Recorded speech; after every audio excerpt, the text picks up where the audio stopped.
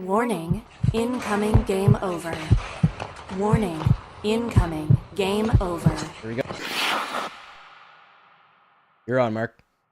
Salut tout le monde et bienvenue. Thank you, everybody, for joining us today after what was another interesting game from the Montreal Canadiens. I am Marc Dumont. I am joined here by Andrew Berkshire, who's that's a little too old for man. I watched like Transformers. I watched a little bit of G.I. Joe, and I've come up with the math in G.I. Joe is half of it is preparation, the other half is split evenly between red and blue lasers. I know this. That is my old brain wants to say Detective Pikachu, but that's not a thing. You are. It's like one of the most Dragon Ball Z. Boom. Close. No. Aang from Avatar: The Last Airbender. That's not close at all. I know. Well, it's kind of anime style. Old man pity points. Okay. Yeah, I only watched that like this year because basically Scott Matla kept on talking about it, and I was like, "Is this show good?" And I kept on seeing it on like social media, and I was like, "A lot of good reviews about this show." So I watched it with the kids. Fantastic show. Fantastic. Yeah, you show. can. I tried a few times to get into anime. I just can't. The pacing doesn't do it for me. I don't know why it is, and it's funny because whenever they do like they were doing some Star Wars stuff in an anime version, and it was pretty sped up, and I love that. But I just there's something about the pacing. I don't know. It is me. The issue is me because it's quite popular around the earth. I want to thank everyone for joining us once again. We already have a ton of likes, but continue to continue to support our channel. We honestly appreciate all the support. Grassroots, we're starting from scratch here, so we're trying to do something interesting in Canada where there's a monopoly. Two companies control everything. So your support is absolutely the most important thing for us, and we do thank you. It's been great. The support's been fantastic. Tonight, the Montreal Canadiens lost 6-3 to the Washington Capitals. It was kind of a recurring theme there. We saw good contributions from Brendan Gallagher, who, by the way, I know a lot of people. Last year, people were getting on my back. They said, you're turning into that old guy who defends the veterans. I am, if the veterans play well. And Brendan Gallagher is playing quite well. There's no denying it. We also saw goals from Caufield and Nick Suzuki. Surprise, surprise, surprise. And we saw a team that kind of faded down the stretch and really had an issue playing a full 60 minutes. So we'll get into all of that. And we'll talk to our fans in the third, or our community in the third segment, get all your questions. Before we get going, I want to encourage everyone, go check out Hyperdrive. That's with Maxime Van Hout and Daphne Malbeuf. Fantastic show. You're seeing just an entertaining, energetic recap of what's going on in the NHL. So make sure to check that out. Andrew, how was the trick-or-treating? Because did you bring Miles and Dylan out? Yeah. I brought them out. It was awesome. They both filled up like a giant tote bag full of candy. So now we'll deal with the fallout of that over the next several weeks. But yeah, they had a great time. Spider-Man and Agatha Harkness. Because I just watched that last night. It was great. I couldn't sleep, and it was cheesy but good, if that makes any sense. You know what I mean? Like it had that campy element. Yeah, exactly. But it's Catherine Hahn. She's absolutely the best. I've never seen anything that she's in that's not amazing. I don't know if it would have been as good without her. No, not a chance. I mean, Aubrey Plaza as well was fantastic in it, and yeah, it's a really, really good creative show. And Trigger says Van Hout like the coffee. Yes. Max actually told us recently he's related, but not in a way that benefits financially. His great grandfather abandoned them right off the bat. So he pivoted early, and you get what you get. That's why Mario Dumont, we don't talk about him in our family. He pivoted early. He gets what he gets. So that's a coincidence. I watched that show last night, but I was more wondering how was the vibe around your area? You're obviously a little south of me. You're over in, I was gonna say Vendôme. Why am I can't even think of the name. So Sud-West, but anyway, Sud-West. But you're near-ish to that. You're not quite in Verdun yet, but in that area, I feel like there's a lot of kids. Mm-hmm. It's highly populated. How was it? It was great. The vibe was awesome. There was tons of kids out. Really, really nice. We actually had the neighborhood business community puts on a Halloween for the businesses last Friday. So it was kind of like a double Halloween for our area, and it's really fun. That one is like less fun because like businesses in small areas aren't really built for a lot of traffic going in and out at once. So it's really hectic, and the sidewalks are not that big It's built for driving more than walking, unfortunately. So there's a lot of that, and like the drivers are also, it's a main drag, and they're not patient with the kids, which sucks. Montreal drivers being impatient? I know. I don't think that's right. But both times, not just the people who are out, like the kids, but just like the adults who were out and about doing their own thing were engaging with the kids, and Love really that. cool. There is one guy, and I'm describing him in this way just in case he actually sees this, and I hope he does, because I want to like shout out a thank you to him. But there's this tall black, I'm assuming queer guy, who saw Miles, my youngest, dressed as a witch on the business Halloween, and like gassed her up and like talked about how cool she looked, and did a spell, and Miles was like, I'll do a spell to make you dance, and the dude like busted a move, and it absolutely made Miles's day. And that is amazing. Like that kind of stuff, that's why I dig in where I'm digging, and why building this community is so important to me, right? With Game Over, Absolutely. people lifting each other up, and it's little stuff like that that makes people's days. Well, first of all, I hope the businesses were giving out full chocolate bars and not like mouse pads or any kind of bullshit like that. Because it is Halloween after all. Yes. You know, the one thing, and it's funny because every year we see people get mad. Oh, you know, the kids took a bunch of candy from my bowl that I'm not attending, and I videotaped it and I'm putting it on the internet. First of all, that's the weirdest behavior. People got to stop that. Stop videotaping minors taking candy and putting it on the internet. Like it's that's psychotic, weirdo behavior. It really is. And it's the one day a year where kids can actually roam and have fun. You know what I mean? Let them take candy. It doesn't matter. It really doesn't matter. The weird ones are those that don't decide to participate, but still get mad that some, you know, if you go to the beach, you can't get mad because sand gets on you. If you go to the, you know, if you go to Parc Safari and you hold out your hands, they're not going to wait in line to take your grain. You know, this is giving candy to kids is exactly what matters. And I find it super weird when the adults get weird about it. Yeah, you know, it is. I try to drill in, like try to say thank you, try to like, communicate with people. But yeah, when you're policing how kids act around basically a kid drug, it is weird. If you're gonna give them the kid drug, let them have the kid drug. You know? No, exactly. And obviously, you can teach kids. You know, you don't take 99% don't take the whole bowl, right? So once in a while they will, and the worst result is that you lost $3 of candy to an 8-year-old. Yeah, and the fact is, like most of the time when those bowls get emptied out, it's the parents. I've seen it before. Yes. I've seen it before. Absolutely. Yeah, Kids just don't naturally do that kind of stuff. Learn, that's learned behavior as we grow up. We should probably talk about the game a bit, but I do want to circle back at the end there, like you mentioned, and do some candy talk with the community, because it's Halloween. Gotta talk some candy. But if you don't mind, Mark, can I kind of approach this game like the casual fan? Because I've been so busy lately that I haven't been able to be all dialed in like I usually am on Habs news. And maybe I can like throw you some questions and you can fill me in. Does that make sense? Sure. Okay. Absolutely. So this game sucked.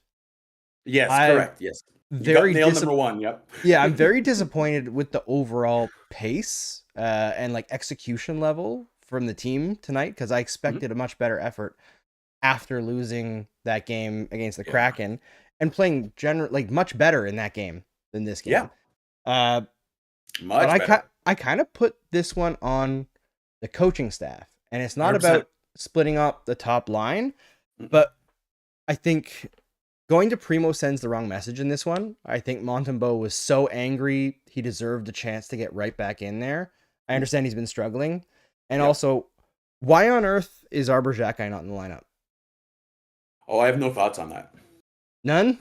I just went on a rant. Listen, it's funny because we were watching today, and Jaden Struble just absolutely got plasterized a few times. Justin Barron, Caden Gooley, Mike, every single defenseman got torn apart tonight. And I didn't see, you know what I really think it is with Arbor Xhekaj? A lot of people have a very arrogant, almost elitist attitude towards him.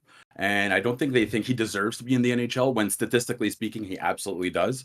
But that's just part of what the Canadiens. Yes, absolutely. Tonight was on the coach. First of all, you can use your timeouts, Martin St. Louis. You're not going to get an award at the end of the year for unused timeouts. Like that's an expiring asset. You have to use your timeouts. And let's be honest, he's terrible at using his timeouts. I mean, most coaches are. Yes, absolutely. Yes, absolutely. You keep it's like, you're playing a video game. You're keeping all your stuff till the end. Well, you got to use it, right? Like you got to use it. You do. But I will say this. Go for it. Andrew, it's not Arbor Jack. And yes, he would have made the team better. You know who else would have made the team better? Joshua Roy. Yes. It's absolute insanity. And I know, I think I was one of the few after camp that was saying, who gives a crap that he played bad for his 12 minutes? He's tearing up the AHL. He's way too good. He's on pace for almost 50 goals. And the Habs are keeping him in the minors because of a mediocre training camp. That's crazy to me.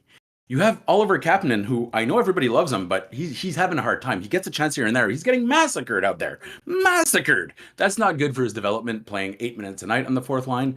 I don't understand the decisions that were made ahead of time. But I will say this. I don't know if it's a talent thing as much as the Montreal Canadiens don't necessarily have faith in themselves. When they get down to a certain point, when they have, when Suzuki scored to make it, what was it? I think it was 3-2 Canadiens or 3-3. Either way, they were into it. But the moment that Washington pushed back, they all kind of collapse. And I think that's a recurring theme with the Montreal Canadiens. And that has to do with the coach. It's the coach that prepares them to play for 60 minutes, right? Like, eventually, I'm not saying the players have no responsibility, but it's up to the coach to make sure they're ready to play 60 minutes. And the Montreal Canadiens, since Martin Saint-Louis took over, have played 60 minutes twice. I might be exaggerating, but I'm just saying there's a clear lack of adjustments in game, and there's a clear lack of preparedness on behalf of the Canadiens. And there's one guy that's in charge of both of those things, right? I don't know if I don't think I'm on that track. Like, what my track is I look at what has improved over the last couple of years, right? And like what the trajectories are. And I think there's a lot of things that have pointed in the right direction. However, right now everything's on a decline. Everything's a gigantic mess. On year 3, this season is not starting very well. I think what's happened to start this year is that expectations existed for the first time and they're not ready. And they learned how not ready they are. They had a really strong preseason and they came into it. They thought, we're rocking this. They beat Toronto in game 1 and then slap. All of a sudden, things don't go your way for a bit. You start racking up losses and you realize you're not ready, and the confidence was shaken. I think that happened really early in this season. But right now, the issue that I find more pressing is this idea of positionless hockey. I like it in concept. I like it in offense, but on defense, there has to be, in my opinion, there has to be an endpoint where the experiment is either functional or not functional. Mm-hmm. And there needs to be some expectations and goals set on timelines before we go back and stop this, because it's year 3 now. There's been no defensive improvement. There was a little bit last year, and you can look at injuries and what kind of defensemen they have, blah, blah, whatever. Mm-hmm. But it doesn't matter if they have 6 Caden Goolies if Cole Caufield has to cover in front of the net like he did tonight and get bumped by 2 big guys. I just think the idea of total football, that works in soccer, which I love soccer. I'm not trying to say anything bad about soccer, but the pace of soccer is nowhere near the pace of hockey. The amount of inputs that you have to deal with is not even close. There's more players in more proximity. Physical contact is allowed. There's sticks, which is a whole other element. You're on ice, a whole other element. Boards, a whole other element. It's not shaped like a ball because it's a puck. It's so fast. I'm not convinced that what they're trying to accomplish can be taught at an adult level defensively. Offensively, yes. But defensively, I'm not convinced. And I need to see some structure to be convinced, because the Montreal Canadiens are in desperate need of structure. But you remember when Martin Saint-Louis, when he first got hired, and everyone was saying, "Oh my God, I love that." He said, "What was it? I don't have systems, I have concepts," or some kind of empty rhetoric bullshit. What did he say? It was, "I don't have concepts, I have systems." Either way, I remember being like, error. That's a big issue, buddy. You're about to jump in the NHL. You need to have strategies. You need to have important strategies for every situation that you can switch to it. And I really feel like that's hurting the Montreal Canadiens right now. They cannot adjust on the fly. Their X's and O's are not being taught, because right now you're jumping from a collapsing. Last year they're collapsing. Now they have a hybrid man-to-man. The defensemen are as confused as when Dominic Duchamp was the coach. I'm not joking. They're as confused. Remember when Jeff Petrie said something? He's like, "This is crazy."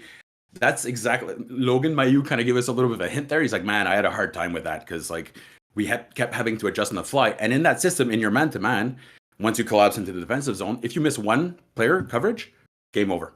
It has to be perfect that's coverage. why they're in scramble mode all the time. Like, yeah, but that's the coach. That's the coach. Like, here's the thing. I know everyone says it's not Martin Saint-Louis' fault, but then, like, what would you say Martin Saint-Louis does for this team? What does he do? I think he does a lot. I think you're going a little bit like too tangible far things. Tangible? What does Martin Saint-Louis do good for this team? I think he does a lot in terms of putting players in the right spots. Like the development at the NHL level is extremely strong. I think he does a great job in handling them on a personal level. But I think it's also important to know that like that X's and O's stuff in the NHL, 95% of coaches are not doing that. They're not. They're personal motivators. They're not the X's and O's guys. Well, they are, because after the game, they come back on the plane and they run with the assistant coach. They sit there and they do that. But they're not the ones. And then the assistant designing. Coach, They're saying absolutely. They're absolutely part of the. They are the ones running the play in the plane. That's how it works. And then the assistant coach. They're not though. They're not. Like some guys, yes. On Eyes on the Prize, Julian, read Jack Hahn explained it to us. That's what they do. Jack Hahn will say what he's experienced, of course. Yes, but like, okay, for example, Michel Therrien. How many plays do you think Michel Therrien has drawn up in his career? I don't know. Like maybe one every 5 to 10 games. Like he's not an No. You're guy. severely underrating the role of a head coach in the NHL. Absolutely. No. Michel Therrien's coaching style is fire, brimstone, motivation. That's where his focus is. Martin Saint-Louis. Martin Saint-Louis, yes. He does have. He literally says he doesn't have strategies. So how can he teach strategies if he doesn't understand? That though, Mark. What are you talking about? He said I don't have. He didn't have systems. He has concepts, right? So what he's saying is that's just like really going after details. He literally admitted that he doesn't have a strategy in place. He has more vibes, and that works when you're Martin Saint-Louis. But there's no Martin Saint-Louis on this lineup. You know, that's the issue. Like he worked off pure talent. You can't just transfer your talent and say, "Hey guys, be better." I think that's a real issue right now. Is Montreal Canadiens are being outplayed significantly. Like you can't. Okay, let's go look at these at the shots right here. You're looking at a team that got outshot 16-2. Yes, high danger chances tonight. So at what point does the coach have any sort of responsibility with the Montreal Canadiens? That's like I don't understand. I feel like people are so like weird when you talk about Saint Louis. They're like, no, you can't criticize him, man. It's not that though. Like the Habs are at the worst they've ever been under Saint Louis on year 3. Like where are we going with this? You know, after 11 games. So what's more representative, 11 games or the previous 2 seasons? Right now, the 11 games is what matters. No, it's not. It's not, Mark. Like, come on. I don't think you're being fair. So you think what happened in the past is more important than what's happening in the present? I think when you're evaluating a coach, you definitely everybody's wearing kid gloves with this guy, and it's time that we admit that Martin Saint-Louis honestly has a lot of weaknesses. I'm not saying he has to be replaced. But in terms of on-the-fly strategies, he doesn't use his timeouts. He doesn't pull his goalies after they get scored 7 goals. He adjusted his lines once this year in the middle of a game. Come on, man. Like, you know. I mean, what's the other option for line adjusting? Like, do we want a coach that just does line blender every time there's a problem? Because we'll complain about that too. No, not necessarily. But when you're getting outplayed significantly in the middle of a game and you don't adjust, well, that's on the coach, right? Like, but what adjustments are available? That's his job. Yeah, is to come up with a strategy when things go bad, right? So I feel like Martin Saint-Louis doesn't have a plan B or a plan C. It's just go out there and be better. But I think eventually you reach a point of diminishing returns by just being a motivator. You really have to work on your strategy. But he's not just a motivator. Like it's very clear that he's not. Like there's very clearly long-term plans in place. Like they have things that they work on day to day, concepts that they've executed. Like that they've worked on and gone forward with. Like what concepts have the Montreal Canadiens worked on and put forward? Is the power play better this year? Absolutely, yes. Mike Matheson's a big part of that, but absolutely, yes, yeah. Now we do have to give Saint Louis credit for that. Even though last year everyone was shitting on Alex Burrows, Saint Louis absolutely draws up the power play. It's normal. Coaches will do that. Just to get back to everyone, coaches are absolutely involved with drawing up the power play. Yes. Yeah, and we pointed that out lots last year. But I think let's like kind of dig in on the St. Louis being treated with kid gloves. Like, I don't think that's true of us. Maybe in the media in general, there's a bit of that shine because it's a rebuild, but I don't think we're hesitant to criticize St. Louis at all, but we also have to be fair. Like, I really feel like there's not like anytime you mention that, hey man, like the Habs are really lacking in the coaching department, it's like, well, what can he do? You know, and eventually I think you probably have to bring in someone that like Pascal Vincent that has a really strong uh experience and the knowledge. Like this is the point where that's where you want, right? Like I love the idea of bringing St. Louis in, but I just don't know if I could see him take this team to the next level without any sort of structure. That's the issue. They lack structure, right? Right, but that comes back to if they're dedicated to testing this man-on-man positionless defense, right? And we can talk about whether or not they were more collapsing or not last year or not. The entire time St. Louis has been here, they've been doing the man-on-man. Like that's been their strategy. That's why they're always running around in the defensive zone. So that I would agree is a complete mess, and it doesn't work right now. They seem to be confident that it will long term, and St. Louis is defiant about that. And I'm okay with being confident in your strategy and you're like thinking long term. I love that. I just want to have an idea of when this is going to be off before I buy into it, because I buy into a lot of the other things that St. Louis and the group in charge of the Canadiens right now are doing, but the defense is a mess, and there's no way that you can polish that turd that makes any sense. No, and I do like how often he's using Lane Hutson, even though, like, we saw some of the numbers. It's funny because Jay Fresh always makes those cards, and people just use them all the time. And my issue is like, guys, you're really kind of, these cards are great as a little snapshot, but the Montreal Canadiens are so bad that a little bad on the Habs, which is Hutson, is very good, right? Compared to others.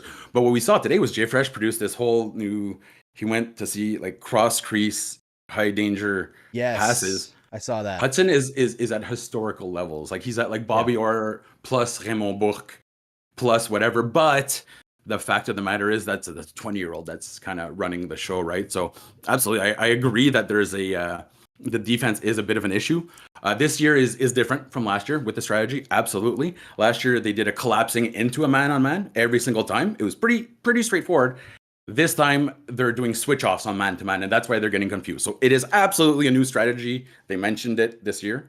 So it's absolutely a new strategy for this year. I think you need to change it. I think after 11 games as a coach, you look and you're saying, my team's getting run around every single night.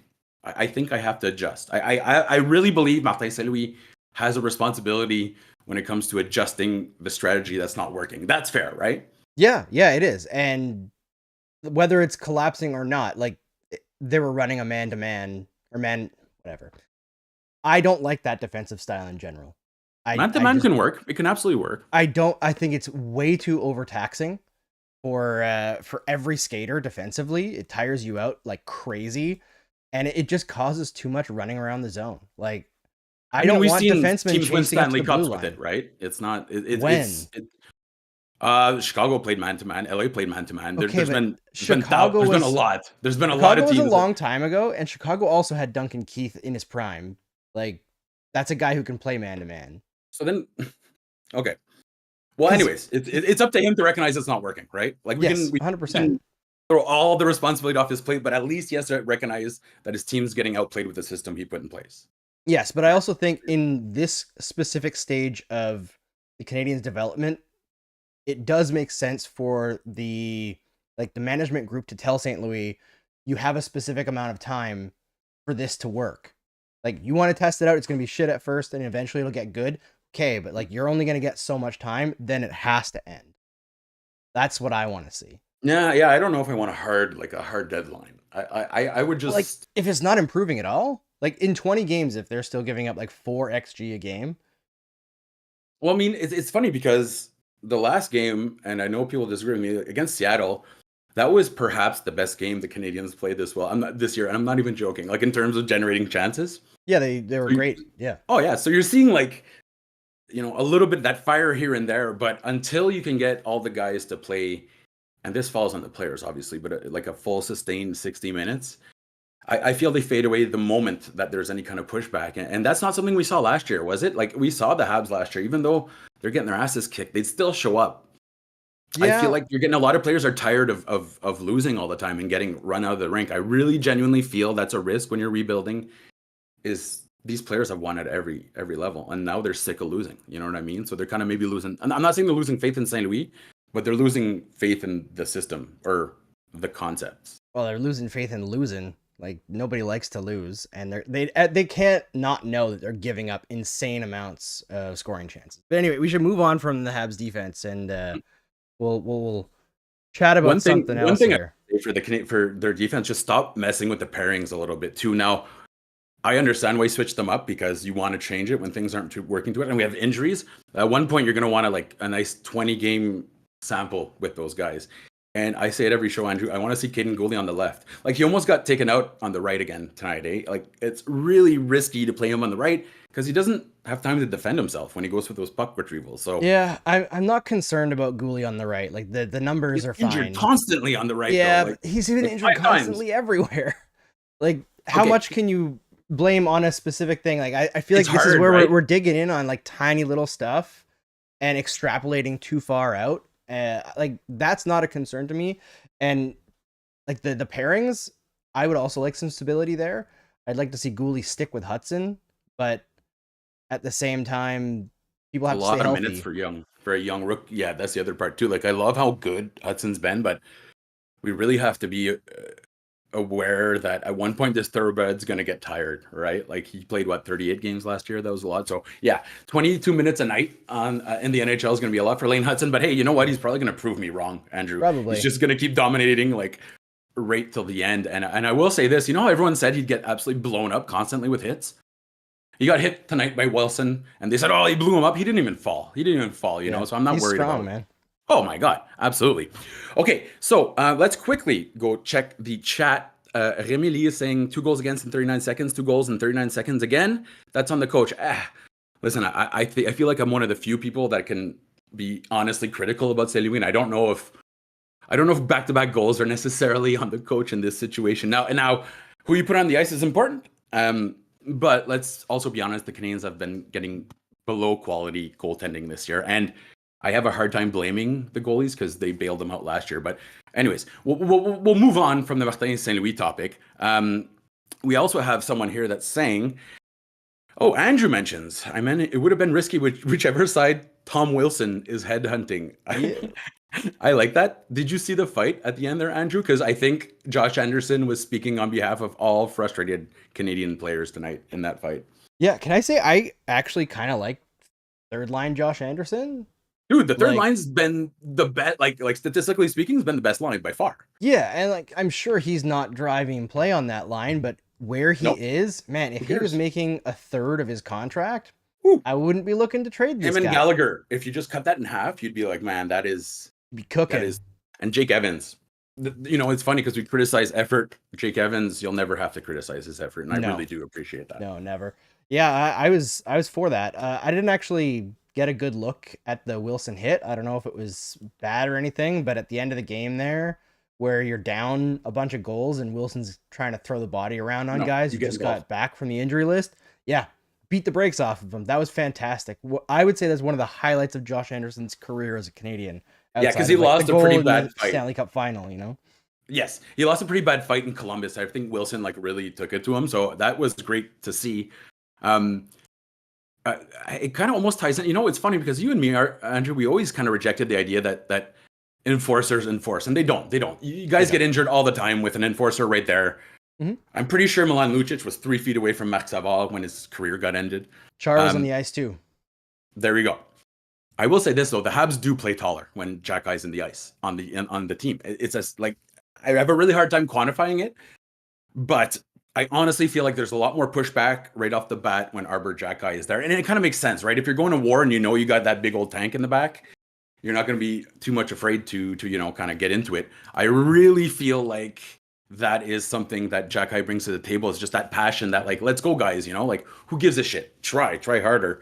I'm going to go fight this guy. I feel like the Canadians really follow his lead in terms of passion. And when he's not in the lineup, the passion is like, it was great that Anderson fought, but at the end of the game, it's not going to change much. So I really do think they're missing that physical element of having Arbor Jack Eye. And I know it's petty, Andrew, but it's for vengeance. It's for vengeance. You go fight the guy that hit your guy. It's as simple as that. Yeah, I mean, it is an emotional thing. It's a tribal thing, right? Get the guy who got. It's revenge. But Arbor Jack Eye definitely injects energy that few people, I think, in the NHL can inject because he can Yeah. take a regular shift and punish with the best of them. You know, he doesn't have to be a guy that goes out there and throws fists. An innocuous looking hit from Arbor Jacki can hurt someone significantly. So he It's just changes the it's good tides of knowing. games. Yeah, it's good knowing you got that. You know, you got the giants in the back that are ready to jump into battle for you. But beyond that, again, we're looking at defensemen that are young. That's the other part of it too. Like I'm seeing Jaden Struble really get overwhelmed at times, and I can't blame him. Like I can't look at Jaden Struble and say like, hey man, you should be doing better with his experience, with his age. No, he shouldn't be doing better. So I'm having a really hard time, even though they've been bad this year, Andrew. I'm having a hard time criticizing the defense as a whole. I don't know why. Like I really should be going in on them, but when everyone's struggling, it's a much bigger issue than individual. You know, like I agree, you had to be sent down. Sorry, go ahead. Exactly what you said is exactly why you're not going to criticize. Like that's why you're not going to criticize the defense. Everybody is struggling. It's not a single person problem. You can look at Hutson, see good inputs constantly. He'll have a shift where he'll touch the puck like 10 times and make 10 perfect plays and end up a -1 on 15 perfect reads. It's insane. You know, the system doesn't work, but we gotta move past that. If you want, right now though, just go check Sean Hassim on Twitter's getting all the best high danger chances by Hutson that his teammates missed. Did see that. I did see that. Yeah, a secret agent man. We were talking about Anderson. Asked, explain why Anderson is great on the PK but can't defend at 5-on-5. Marco Larrabee says simpler reads. That's definitely part of it, but also it's easier to defend down a man. It just is. You can. And you're playing zone, right? Which is super simple. So yeah. You can ice the puck. There's way less transition to worry about. You know, when the zone entry is going to be. Everything's very, very planned. You have your area that you're responsible for. You have a limitation on where you can go. It is a simpler format. I feel like being a good penalty killing forward is more about like agility, speed, and getting your stick in good lanes and effort, just going all out. Yeah, like really going all out. Being willing to get the body on the line a little bit. And if you've got the speed to threaten a defenseman with like a breakaway or something, all the better. That's why Paul Byron was just murder for teams to deal with shorthanded. Absolutely. Like, give that guy an inch and he's gone. He's the fastest kid alive. I watched that movie the other day on Tubi because I couldn't get anything else to load. Someone brought up a really good point about Struble. Oh yes, Marc Sheknida. Struble's on his offside as well. Yeah, I mean, we're almost used to it with Gooley, but that's such a huge deal. Like when he was at Northeastern, he had never had to deal with that, right? And he was getting those prime minutes. So now he's on his offside, not getting as many minutes as the NCAA. Yeah, it's not an easy situation for Struble. And I will give him credit because he was on the ice for a lot of goals against tonight. But he's the only defenseman that held the over 50% share of the shots, and the Habs controlled 30% of the shots tonight. So that's pretty good. Yeah, it was not a good game. No, it was a really, really bad game. Well, okay. Well, then let's speak of this. It's funny, but Cole Caufield is not a good game. Cole Caufield's leading the NHL in goals again. I guess him and Nico Hischier are going to have to score every goal. Listen, it's been a really long time. When I was a kid, I'd open up Le Droit, which was a newspaper that existed back in the ancient days. And every Sunday, they'd have a big spread with all the numbers. And from Sunday to next Sunday, Oleg Petrov's numbers would go up like 1 point, you know? And I'd always be like, man, the Habs never had a guy in the top 50. Now they have the hottest goal scorer in the NHL. Did you, honestly, Andrew, when's the last time that happened for the Montreal Canadiens? It was Guy Lafleur, right? Like the hottest, you know, the best. Like the hottest? Oh, hottest or best? I mean... or good looking. I mean, whatever. Yeah, it's honestly since, like, I know Stéphane Richer had a good amount, but he was never up there to the league lead. Yeah, I don't know if there's ever been a guy who's had like a hot start to the season. Like Brian Savage had some hot starts, but I did the math on that. He actually definitely was Mr. Like it wasn't even close. I mean, he had a couple where he scored like 10, right? So I think Caufield just tied him. I think that's the Habs record for goals in October. Oh, is it? I think so. Yeah, and here's the thing: he's shooting 30% though. But but that's last year he shot 6%. So exactly. I look at it that way as well, and I don't know if people would agree with us, but in the end, it all ends up being close to the same percentage, right? Like that's pretty much how shooting happens. So last year, 8%, 6%.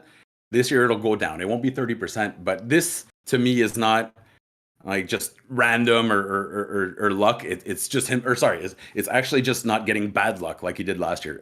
Last year wasn't 100%. An injury issue. He just had shit luck. 100%. And when these goals start to go away a little bit, because he's not going to shoot 31% the whole year, but I think 14-15% is completely within his wheelhouse. I'd say higher. He's usually like an 18%er at 5'5". And frankly, like under St. Louis, he's going to get the chances to continue to do that, right? Like he is established himself as the top guy on this team. He's always going to get the chance to shoot, so he's going to rack up shots. Like big time. And the thing is, like, yes, he won't shoot 31%, but these goals aren't going away. He's already racked up 10 in the first 11 games. So. And he's got that, like, it's the confidence, right? You know, these shooters, when they have their confidence, it just works. And we know that was obviously not the case last year. Secret Agent Man mentions Struble was on his left side tonight, played with Barron. Yes. But I believe the 4 games before that, he was playing on the right. Even with Jack Guy, which I was a little confused because Jack Guy will usually, he's the one that jumps to his offside. But yeah, they've been playing Struble out of position a lot, which is, again, good on him to be surviving because that's a very, very difficult situation. Okay, Andrew, you know who the scapegoat is this year, right? And it's not our Jack Guy. Who's everyone after this year? Well, before we do that, before we switch topics, why don't we talk about the next ad read there? Why don't we talk about LaRouche and then we'll switch to the last segment here? Yes, well, I actually didn't mean, but you can. We are okay. So right now, just to explain Game Over how we're working. Andrew worked so hard this summer to get this up and going, and we do need support. So obviously, you tell everyone you know, send them the links, get them to subscribe and like. We have a LaRouche. It's a fundraiser, right? So the link is under here, right under the YouTube video, and you can check out. We have merch there too. We have all our information. We do Game Over in every Canadian network. And again, we're independent, right? So we're going up against the monopolies. So we really genuinely do need your help. In Montreal, we have Conor as Tomalty, who's doing the game on. And we also have Kay, who's joined us. How was it, by the way? I didn't get to watch the other day. How was that show, Andrew, with Kay? Oh, I submarined her by starting on mute. No, I forgot to do the audio check on Discord, and OBS like loaded the video but not the audio for some reason, so I just had to switch it up quickly.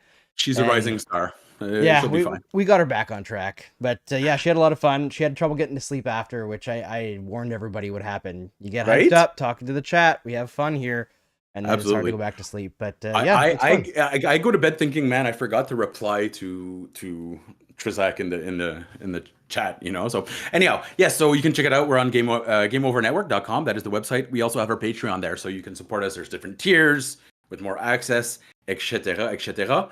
And also join our Discord. So we have a link right underneath to join the Discord. We're having a fun chat there all the time, supportive community, and we need all your help. And I know we ask a lot, and we're going to keep asking just because we really, like, the reason Andrew sold a lot of us on this, sold his vision, his passion was, you know, kind of getting in Canada is basically just 3 guys, 3 banks and a trench coat, right? Like that's the issue in every single industry. So we're really, really trying to give opportunities and a voice to people that perhaps didn't have one beforehand.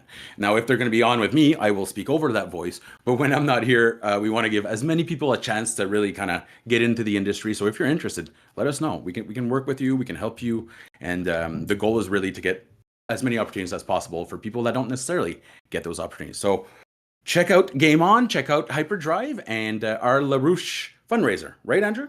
Yes, sir. All right, let's go to the third segment here. So who's the scapegoat, Mark? Who's the big scapegoat? Well, you know who it is, and it kind of makes sense. But who I don't know. Have you been watching the Twitter feed? Because I feel like it's always the same player. I think the chat nailed it. Hold on, let me go check the chat. Yeah, I know who I think you're talking about, but I wouldn't call him a scapegoat so much as, like, I feel bad for him, but... Oh, yeah, you're right. A scapegoat is a misnomer. Yeah, you're right. Yeah. Dude can't do anything right now. Like, Christian Dvorak is a mess. And I'm not trying to run him down. I honestly feel like horrible for the guy. Not only was he brought into Montreal on a horrible pretense to try to replace 2 guys that neither of them he's as good as. And then injury after injury after injury, and like these crazy cold streaks where you watch and you're like, how does this guy not score more? Like, he gets power play time, nothing happens. And then this year, it's like, you can't even stay on his skates, man. It's confidence. It is. And from what I've heard, he's a fantastic teammate. Mm-hmm. And yeah, him and Cole Caufield are tight. Yeah. So the fact that he's still a good teammate while going through all this I give a lot of credit to him, but it is rough out there, man. It is hard to watch. And I mean, when he got here in Montreal, 17 goals, 14 assists, and 55 games, you're thinking, okay, like there's some value there. And it's not just the scoring that's gone, Andrew. He used to be good on the penalty kill. He had some serviceable defensive numbers in Arizona. Not great, but you thought, hey, okay, in Montreal he'll do better. And don't forget, the Habs had a pretty good team when they brought him in. I've never seen a collapse. And he's only 28 years old. Yeah, Claire says you'll sleep better after a hi, Claire. Bye, Claire. Oh, I didn't even. Yes, because she wasn't. I'm sorry. Hi, Claire. Well, I'm gonna keep the other one for the end. We're gonna have to go get a drink pretty soon. It's not called the Old Orchard anymore. It's it's some other. La Falaise de la Contribution. Yeah, I don't know what it is, but it's not as good. As a proud francophone, the name now is not that good. Okay, listen, Christian Dvorak. I know he's unfortunate. But he's got what? He's gone next year, right? Is that? I think he has one more year left after this. Oh my goodness. What a trade. I know. I had to justify that, too. I was the one that wrote the justification for the Habs at the time.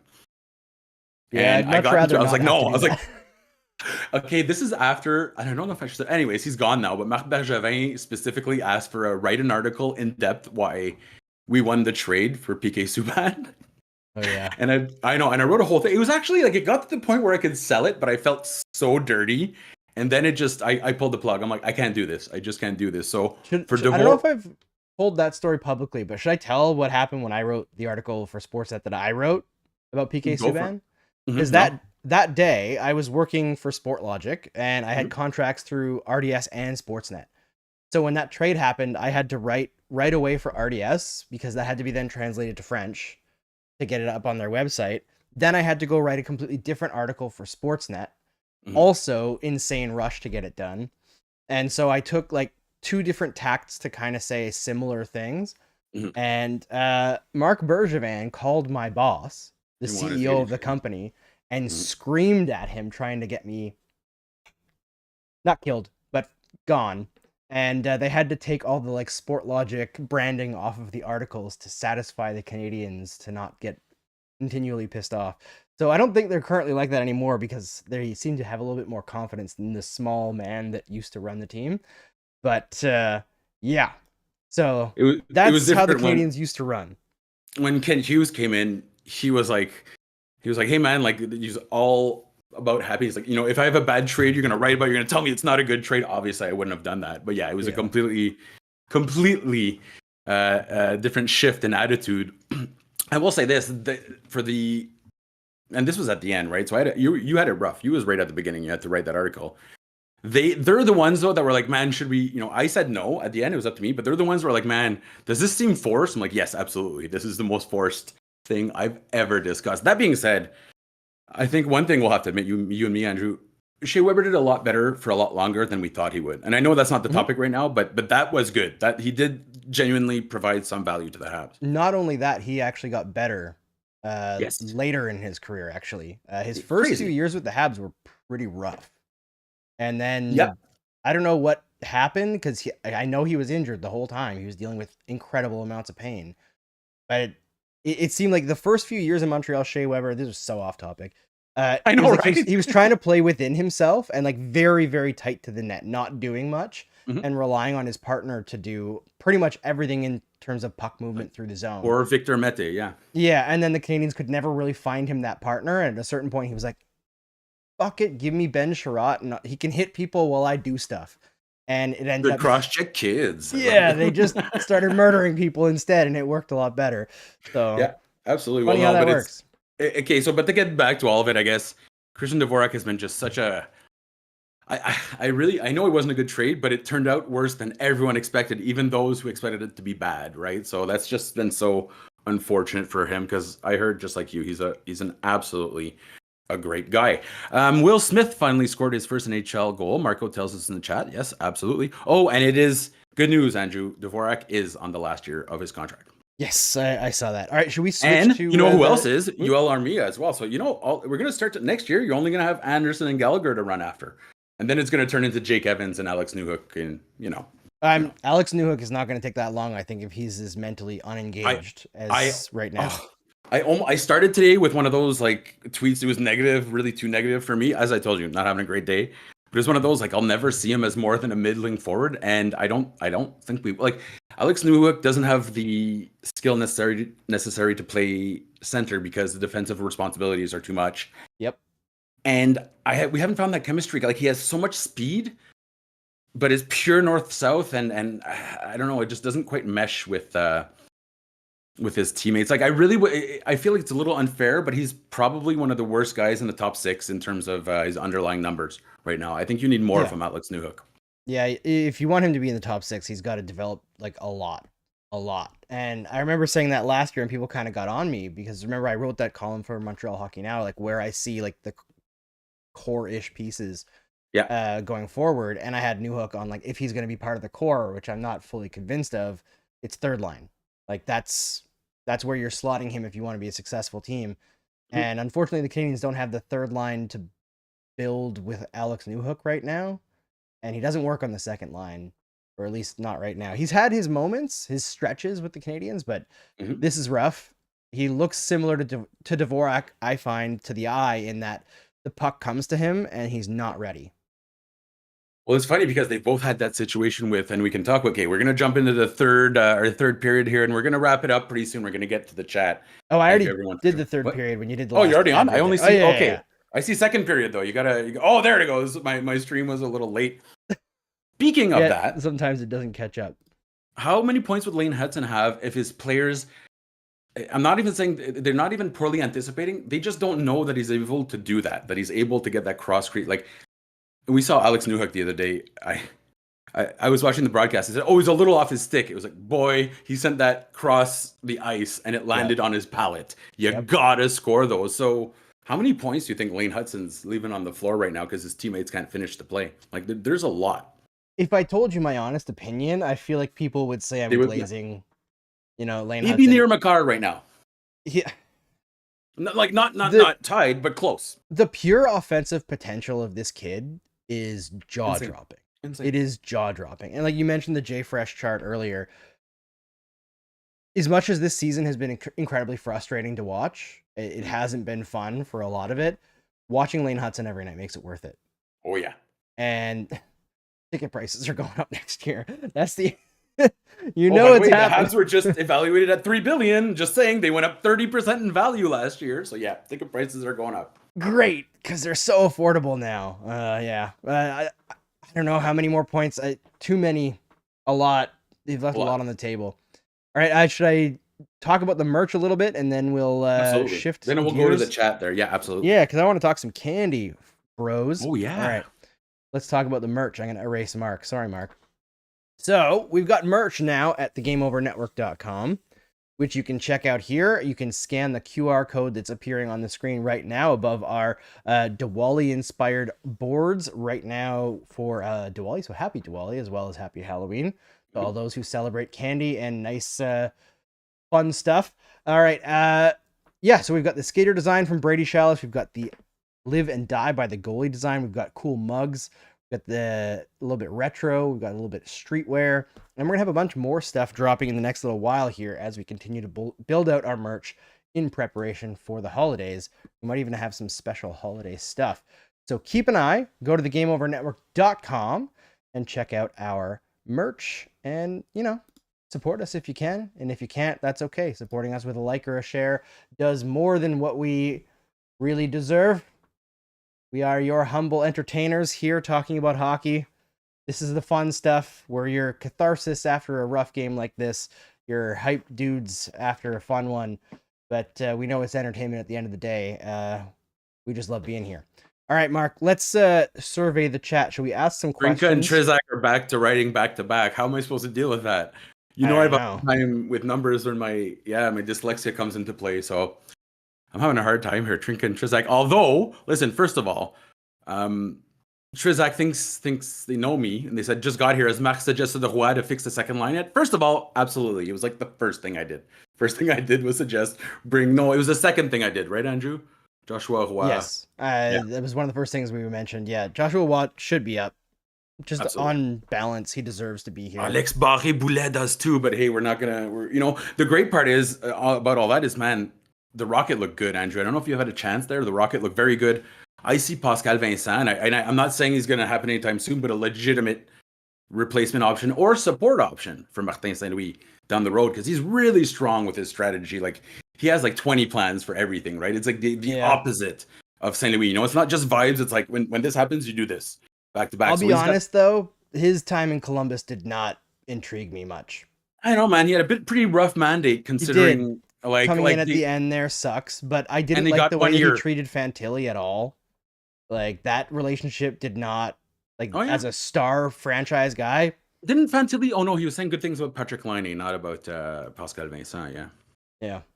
I don't know if he's talking about. I don't know if there was anything between them, but just based like ice time, the healthy scratches at times, like public comments. I didn't think he was that great with Fantilli. And when you're bringing in a guy who could be like a franchise cornerstone, I'm not saying treat with kid gloves, but like I would like to see a little bit more eye to eye and like personal interaction instead of talking through media stuff and like public consequences, that kind of stuff. Well, he's doing a great job, and he's doing a great job with their top prospects. So that's the great news because before him Joël Bouchard was all talk. Let's be perfectly honest. And Régent Houle's son, Jean-François, I thought he did pretty good actually considering the situation. But you need a coach to be there for a few years. You can't judge anything, after one year. That's absolutely sorry.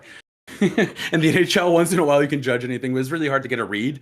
And I feel like out of all three of them, Pascal has a little bit more respect for the highly talented prospects because Bouchard and Houle would really rely on their plumbers, like their pluggers, and they miss the playoffs more often than not. So it's just fun to see like the farm being run really well. And we talked about this all the time, but man, if you haven't gone to see the Laval Rocket play, anyone in Montreal, go see them. They're fun.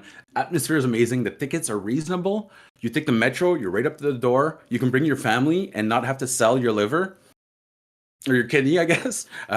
It's great. Go see the Laval Rocket because right now they're one of the best teams in the AHL. And hey man, you want that atmosphere for your Joshua Roy and your Logan Mayus and your Adam Engstrom. Like having a farm team that constantly loses is a bit of an issue because eventually that stench gets in the locker room, right? And it's hard to remove. So great things are happening on the farm. And Ivan Demidov is the highest scoring per 60 player in the history of the KHL right now.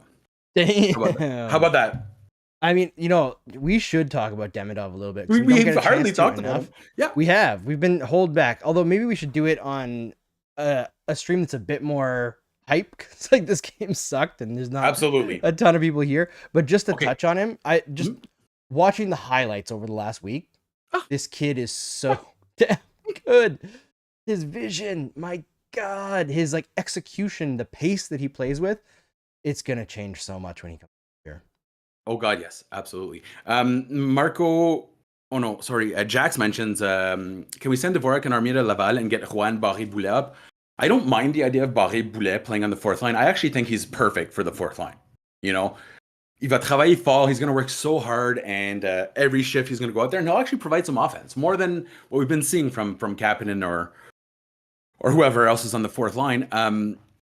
But at the same time, I actually kind of like the idea of Joshua Roy getting 25 minutes a night rather than 8 minutes. Like if you're going to bring Joshua Roy, it has to be the top six. Yeah, it would be a waste of time to put him on the fourth line. And I don't think that'll happen. I think that if he comes up, it will be for a more significant role. But yeah, if he's on the fourth line, it makes no sense. The Jesse Lenon situation, and you hate seeing prospects kind of rot away on the fourth line. So yeah. Ramelli asks, what did we think of the 5-on-3? I was very confused at the choice of players. Armia was on the ice, right? Yeah, Dvorak also, I think, for a stretch. I don't know why. I'm assuming Armia was out there. Who was on the ice before, though? Yeah, like who was tired? Because that's not Saint Louis. Saint Louis wouldn't do that on purpose. Like no, probably. Someone must have been tired there. Someone must have been tired. Or like somebody got tapped accidentally, and Dvorak went out there, and they're like, no.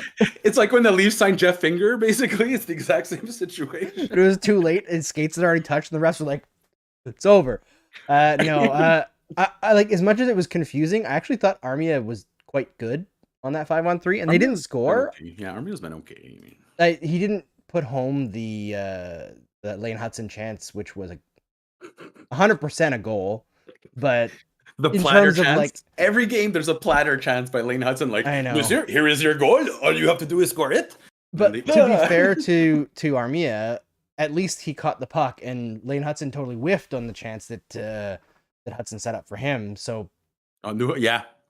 did I say? So we're getting better. Yeah, yeah. I mean, I think that power play had good pace and created good chances. They didn't finish. The personnel The choices power were play's been weird, good this year. It's Yeah, been good. but It's top overall, 10 in the league. Like I liked the pace on that 5-on-3. They looked decent, but it was too little, too late. Yep. They didn't show up tonight. I will say this: when Hudson's on the ice and like Mike Matheson, just so everyone knows, is still absorbing some of the most minutes in the entire NHL. He's top 10 in scoring. So like, I know we all want to step on Mike Matheson's body to prop up Lane Hutson, but they're both valuable to the Canadiens right now. The movement, though, I feel like Lane Hutson, after a while, the players they don't really know to keep active, and they kind of fall inert. They become static. So I'd like to see a little more movement. When Lane Hudson's moving around, he needs you to move around, and then he can get to those spots. But if you're just sitting there, it's a little tougher. So I'd like to see a little more movement. Like we've even seen Suzuki and Caufield not move and just kind of be like, "Oh shit, the puck's there." So I think it's also they're learning about Lane Hutson. Like that's the other important part too. The Canadians are understanding like, "Oh damn, this kid is really good." Yeah, and I think Frankie Corrado actually mentioned that on the broadcast today, that Lane Hutson was running that entire 5-on-3 while he was on the ice. It was all going through Lane Hutson. And yeah, it's going to be an adjustment for those guys, because we've talked about the fact that they've been pretty inactive on the power play for several years. Like they get stuck in spots and don't move enough, and that has changed over the last, We're seeing some movement. 30-ish games last year and then into this year. Yeah. But going from that to dealing with Lane Hutson's creativity is a whole different animal. And when they get there, it'll be great, but they're not there yet. As Jay Fresh mentioned, the most elite defensemen in the history of the NHL aren't coming. Like it's only been 11 games, so on se calme un peu, but the pace that he started, the most elite of the elite have never come close to generating that many high danger chances while he's on the ice. Like it's unheard of. It's literally, it would be off the charts, except for they extended the charts. So when you're looking at the whole chart of the NHL, like he's up here, the NHL's here. It's massive. If he's able to maintain any of this, it's absolutely nuts. Frank from St. U will give the last word. Says he even saw Lane point stuff on Martin St. Louis' board during the timeout. Doesn't surprise me. Did you hear Maybe the story they should just that let Lane coach the power play? Right? Did you hear the story that Suzuki talking to Celebrini at the media tour? I think I may have, but remind me, because he's like, man, this kid comes in first face off. He's calling the drills. He's telling us where to go. He's like, he's a rookie. And then Macklin was like, really? He's like, yeah, no, I like it. So we're seeing like even the team captain was like, oh damn, like all right, you're pretty good. And first shift, he's running the play. It's fun to have, because in days like today where everything's so frustrating, is to have that, like, you understand right now that Lane Hutson's at the beginning of his career. Yep. He's gonna get better. That's scary. Right? And the Habs are going to get better at understanding what he brings to the table. Once those two things hit, and you have a guy like Ivan Demidov who can finish plays, then your power play will start. Well, I mean, it is 10th, but once Demidov is in the mix, I think those two will be absolute fire. I would really like to see Ivan Demidov and Lane Hutson together for 3-on-3. Oh, I don't think any coach would actually do it, but they should. I think St. Louis would do it. You're sink or swim on that one, like, and I love it. It's something's gonna happen. I put Matheson on them with them too. Why not? Like, let's just go. You know what would happen though is they'd go around, set up a bunch of perfect plays, not quite get them, and then Matheson would get frustrated and take a slap shot from the blue line. Yep, and it's gonna rim around the ball. Yep. Yeah, that's exactly what happened. All right, this has been Game Over Montreal for a terrible game by the Montreal Canadiens. We'll be back for the next one. On All right, Saturday. Mark. We'll see you later. Happy Diwali.